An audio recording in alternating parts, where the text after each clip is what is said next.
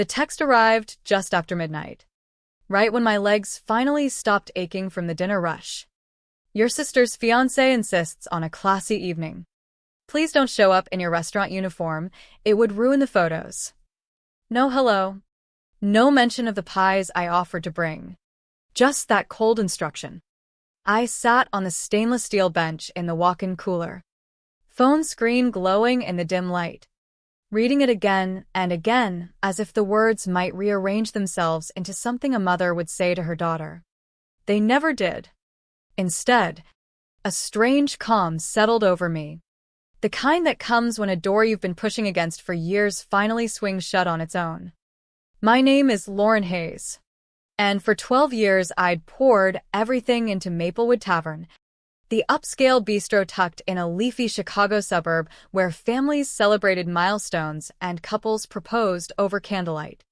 It started as a line-cook job fresh out of culinary school, but it became my real home, the place where I learned to balance a tray of seared scallops while listening to a bride's last-minute meltdown, where Chef Thomas taught me to sharpen knives with the same precision I used to guard my heart.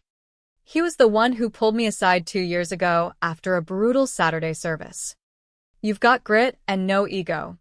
Lauren, when I retire, I want you to take this place over. I laughed at first, then cried in the dry storage room, then spent months studying every clause in the purchase agreement. The final payment cleared the Tuesday before Thanksgiving. My name went onto the LLC papers, and Chef Thomas placed the brass key in my palm with a quiet nod that meant more than any family hug ever had. I told no one at home. They wouldn't have understood. To them, success meant corner offices and tailored suits, not standing over a 500-degree grill until your forearms blistered. My family treated me like a reliable faucet, always on when they needed money for vet bills, basement repairs, or last-minute wedding deposits. I sent it without complaint, and they acted surprised each time, as if my availability was an endless resource they didn't value until it threatened to run dry. This year felt different. The ownership papers were signed. The key was mine. And for the first time, I felt solid in my own skin. I texted back asking about dinner time and offering the bourbon pecan and sweet potato pies I'd already boxed with hand-tied ribbons. Hours passed. When the reply finally came, it was shorter, sharper. Nathan wants elegance. Change out of the uniform before you arrive. Something shifted inside my chest, not explosive anger, but a cold clarity, like a knife sliding perfectly into its sheath. I didn't answer. Instead, I pulled up the password-protected drive containing every private event contract. Clause 14B had been my addition, born from too many nights watching young servers cry after wealthy clients treated them like furniture. Harassment or targeted exclusion of staff, including derogatory instructions regarding appearance or presence, may result in immediate cancellation, forfeiture of deposit, and liquidated damages. Chef Thomas had hesitated, but I insisted. If you want people to protect your house, give them a real lock. The family engagement dinner was booked under Nathan Ellis's name, 16 guests, professional photography, special notes requesting elegant background, no visible staff. Keep restaurant personnel away from the main table. The phrase restaurant guy wasn't there yet, but the intent was clear. They were already trying to erase me from the frame. I printed the contract, screenshot the reservation and my mother's text, and labeled everything with timestamps. While they chose centerpieces and angles for perfect photos, I prepared the one consequence they never imagined. The pies stayed in the staff fridge, still warm. I clocked in the next day as usual, tied my apron, and began the mise en place with hands that no longer trembled. The email from our events coordinator arrived at noon. Tonight's reservation, Nathan Ellis engagement dinner. Ensure clean background. No visible staff. Keep restaurant personnel away. Seeing it typed out made the silence in my chest settle deeper, like a weight finding its final place. I forwarded the details to legal with a highlighted contract clause and mother's text. Then I went back to the line and started reducing the veal stock, the rich aroma filling the kitchen while my family planned to celebrate without me. By 3 o'clock the legal confirmation came. The language qualified as targeted exclusion and workplace harassment under Clause 14b. I was authorized to cancel.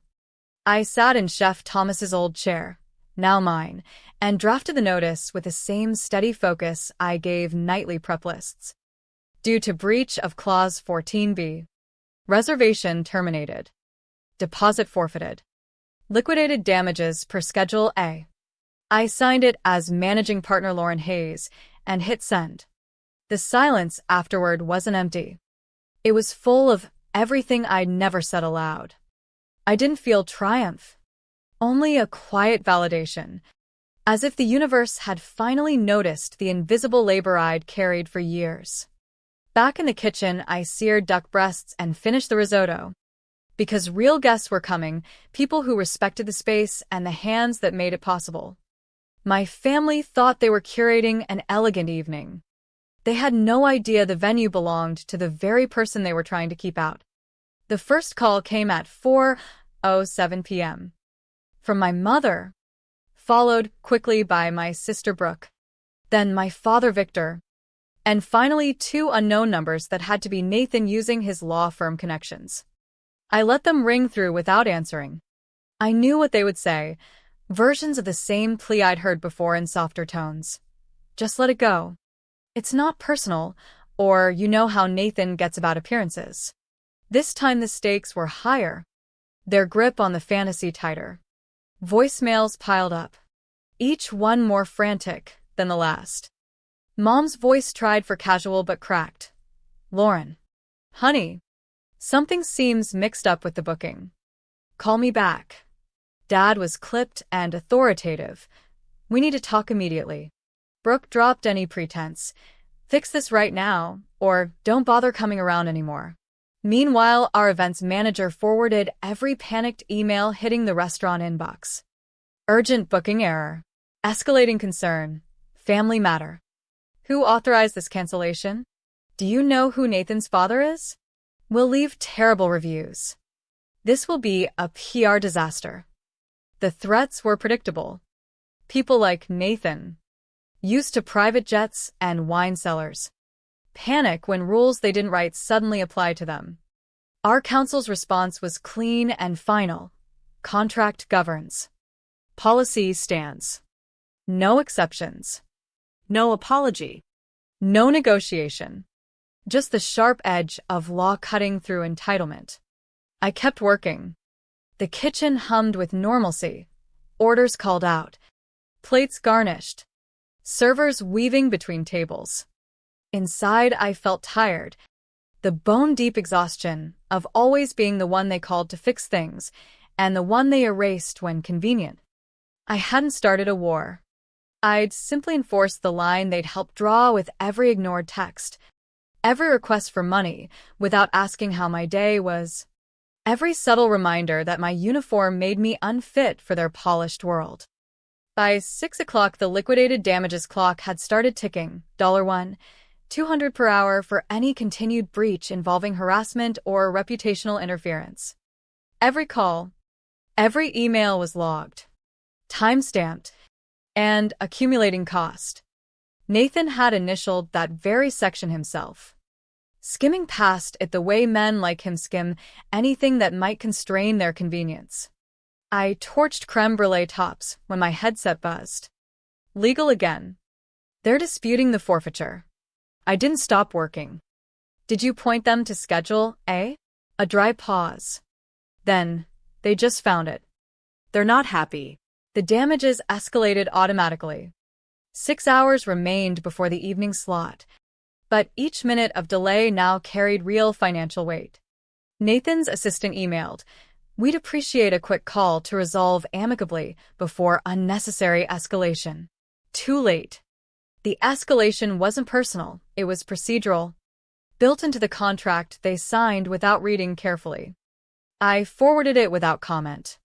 The reply came swiftly. All terms remain enforceable. Direct further contact through counsel only. At 8:41 p.m., Nathan himself emailed, "Hey, there's clearly been a misunderstanding. Please call so we can clear the air. No one wants conflict on a holiday. No apology. Just polished deflection." I stared at it for 3 seconds, then forwarded it onward. The response was immediate and final. Later, my mother sent a photo. The beautifully set table. Candles flickering. My chair deliberately empty and framed as if the absence itself was a statement. The text read only, "Are you happy now?" I looked at it longer than I should have. The truth was no, I wasn't happy. But I was free. Free from performing the version of myself they could tolerate. Free from softening boundaries for family decorum. Free from being useful, but unseen. I didn't reply. The silence no longer belonged to them. It belonged to me. The next morning the knocking started early. Fists pounding like the building was burning down. I opened the door to find my parents looking sleepless. Mom's coat button crooked. Dad's face tight with anger. Brooke stood behind them. Eyes red. Fists clenched. Nathan lingered at the back. Expression like someone facing an unexpected audit. Mom pushed inside first. "We need answers right now." I stepped aside calmly. "Come in." They stormed past, as if the apartment they'd rarely visited suddenly belonged to them. Brooke froze when she saw my dining table still covered with contract copies, highlighted clauses, and the framed ownership certificate I'd mounted the previous week. Lauren Hayes. Managing partner. Maplewood Tavern. "You ruined everything," she hissed. "You embarrassed us." Nathan's gaze landed on the certificate. His lips parted slowly. "You're Lauren Hayes? The managing partner?" The room went still. Dad sank into a chair. Mom blinked as if I'd betrayed her by succeeding quietly. Brooke's fury mixed with disbelief. The silence pressed against the walls. I didn't smile or gloat. I simply stood there, grounded in the truth they'd refused to see. I wasn't theirs to use anymore. They'd tried to cut me out of their life. Now reality settled like a verdict. Dad's anger crumpled into confusion, then embarrassment, then grief for the version of me they'd kept handy for emergencies. Brooke stared at the certificate, arguments dying on her lips. Nathan cleared his throat, trying to regain control. "If we can just reverse the cancellation."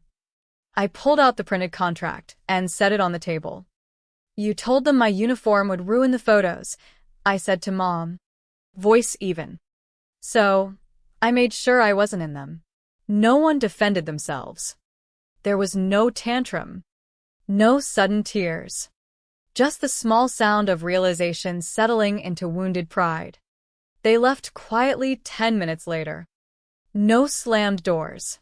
Just a retreat from a space they'd only now realized didn't belong to them.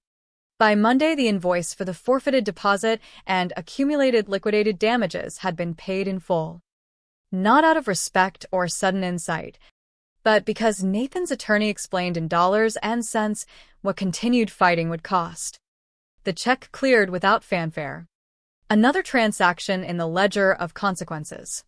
Friday, the ownership transfer finalized permanently.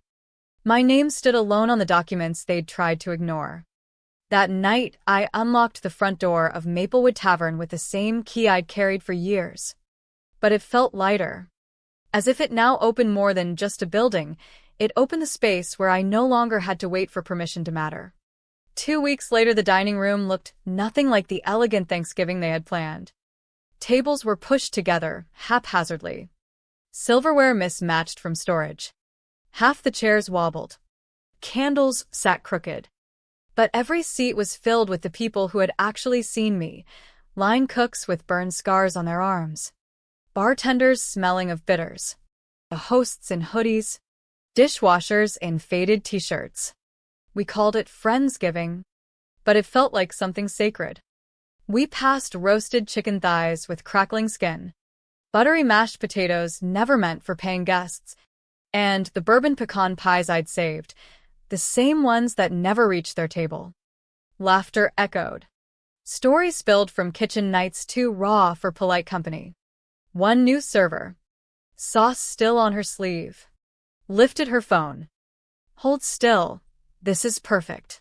I sat at the head of the table in a clean shirt with sleeves rolled up, hair tied back, restaurant keys resting beside my plate like punctuation. I didn't pose. I just existed, surrounded by those who valued me for who I was, not what I could provide. The restaurant posted the photo the next morning with a simple caption, "Grateful for our team. Grateful for our home." Comments and messages trickled in. One from an old acquaintance, "You look strong." Then my sister's text arrived, no words, just a screenshot of the post. For the first time, she couldn't crop me out, couldn't instruct me to change clothes or stand aside, couldn't hide my name behind a job title that diminished me. There I was, center frame, no filters needed. While she chased curated perfection and hired photographers to capture an image she could live with, I'd built something real, something that didn't require approval or editing. They wanted a classy dinner. I built a legacy. And this time no one controlled the frame. Yet the question lingers in quiet moments. What does family mean when love becomes conditional on presentation? When the people who should see you clearest choose the easiest version of you to erase? I don't have easy answers. Only the weight of the key in my pocket and the knowledge that I finally chose myself without apology. The kitchen still hums each night. Orders come in. Plates go out. Staff lean on each other through long shifts. And in the reflection of the stainless steel, I see someone who learned the hardest lesson. Belonging isn't given, it's claimed. Clause by clause. Pie by pie. Truth by truth. Sometimes guests ask about the framed certificate in the office or the story behind Clause 14b. I tell them enough to honor the lesson without the full pain. Mostly I let the food speak, the perfect sear on a ribeye, the balance of sweet and acid in a gastrique, the quiet pride in every detail. My phone rarely lights up with family texts now. When it does, they're polite, distant, careful. No more requests for money without asking about my day. No more instructions about what to wear. The silence between us feels different, respectful, perhaps, or simply exhausted. I don't chase it. I've learned that some doors, once closed with intention, stay closed for good reason. At the end of each service, I walk the dining room after closing, turning off lights one by one. The space feels alive with the day's energy, the ghosts of laughter and clinking glasses. In that moment, I remember the girl who showed up in her uniform hoping to belong, and the woman who discovered she already did, just not at their table. The pies I baked that Thanksgiving still sit in my memory, warm and perfect, never served to the people who couldn't see past the apron. Instead, they fed the ones who mattered. And that, I think, is the quiet revolution, choosing whose table you grace, whose rules you honor, whose love you accept. Some nights I wonder if they'll ever truly understand. If Mom will one day look at the empty chair photo and see her own hand in the vacancy. If Brooke will scroll past that Friendsgiving image and feel something softer than resentment.